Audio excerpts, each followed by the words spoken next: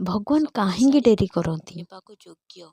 ଭାଇ ଓ ଭଉଣୀମାନେ, କେବେ କେବେ ଆମ ମନରେ ପ୍ରଶ୍ନ ଆସେ, ମୁଁ ଭଲ ଲୋକ, ତଥାପି ମୋ ସହିତ ଖରାପ କାହିଁକି ହେଉଛି?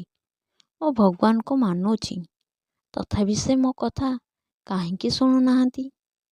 ଆଜିର ଏହି ଅନୁଚିନ୍ତା ହେତୁ ତୁମ ମନର ସମସ୍ତ ପ୍ରଶ୍ନ ଉତ୍ତର ଦେଇପାରେ। ଭଗବାନ ଦେଖୁଛନ୍ତି।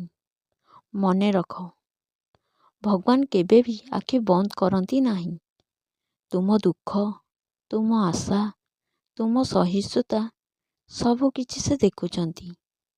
ଲୋକେ ଯେତେବେଳେ ତୁମକୁ ଅବହେଳା କରନ୍ତି, ଭଗବାନ ସେତେବେଳେ ତୁମକୁ ପରୀକ୍ଷା କରନ୍ତି। କାରଣ ବଡ଼ ଫଳ ପାଇବା ପୂର୍ବରୁ ବଡ଼ ସହିଷ୍ଣୁତା ହେବା ଦରକାର। ଡେରି ମାନେ ଅସ୍ୱୀକାର ନୁହେଁ। ଭାଇମାନେ, ଭଗବାନଙ୍କର ଡେରି ମାନେ ନା ନୁହେଁ। ସେ ଡେରି କରନ୍ତି କାରଣ ତୁମେ ଯାହା ଚାହୁଁଛ ତାଠାରୁ ଭଲ କିଛି ସେ ତୁମ ପାଇଁ ପ୍ରସ୍ତୁତ କରୁଛନ୍ତି। ଯେପରି ଜୀବକୁ ମାଟି ଭିତରେ ସମୟ ଲାଗେ, ସେହିପରି ସଫଳତାକୁ ବି ସମୟ ଲାଗେ। କର୍ମ ଓ ନ୍ୟାୟ।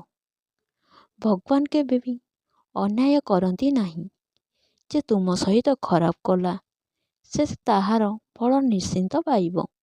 ତୁମ କାମ ସତ୍ୟରେ ଚାଲିବା, ଧୈର୍ଯ୍ୟ ରଖିବା ଏବଂ ଭଗବାନଙ୍କୁ ଭରସା କରିବା। ନ୍ୟାୟ ତୁରନ୍ତ ହେଉନା କାହିଁ ବୋଲି ନ୍ୟାୟ ହେବ ନାହିଁ, ଏହା ଭୁଲ ଭାବନା। ଭାଙ୍ଗିଥିବା ମନ ପାଇଁ। ଯଦି ଆଜି ତୁମ ମନ ଭାଙ୍ଗି ଯାଇଛି, ଯଦି ତୁମେ ଏକା ଲାଗୁଛ, ତେବେ ମନେ ରଖ, ଭଗବାନ ସେତେବେଳେ ସବୁଠାରୁ ନିକଟରେ ଥାଆନ୍ତି, ଯେତେବେଳେ ସମସ୍ତେ ଦୂରେ ଚାଲିଯାଆନ୍ତି।